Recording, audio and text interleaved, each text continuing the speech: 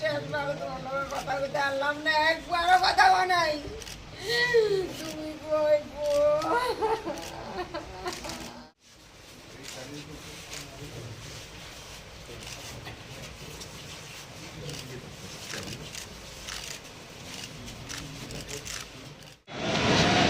ত্রিপুরাজ্যে গণতন্ত্রের ধারাবাহিক মৃত্যু, এই যে কমরেড বাদল সেনের যে মৃত্যু, এটা শুধু বাদল ব্যক্তির মৃত্যু না, এই রাজ্যে ভারতীয় জনতা পার্টি ক্ষমতাসীন হওয়ার পর সংবিধান এবং গণতন্ত্রকে প্রায় প্রতিদিন যে খুন করা হচ্ছে, এটা তারই ধারাবাহিকতা।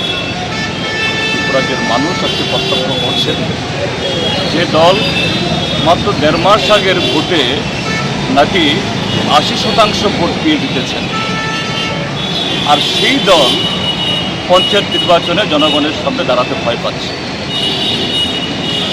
সেই নির্বাচনটা যে একটা প্রহসন, ছাপ্পা, গণতন্ত্রের বলাৎকার, এই পঞ্চায়েত নির্বাচনে প্রস্তুতি শুরু থেকে বিজেপি যা করছে তা দিয়ে আছে প্রমাণিত, এবং একজন তরতাজা যুবক তার জীবন দিয়ে এই সত্যটাকে আরও বেশি সারা দেশের সামনে নগ্নজনকভাবে বা দুঃখজনকভাবে এটাকে তুলে ধরবে।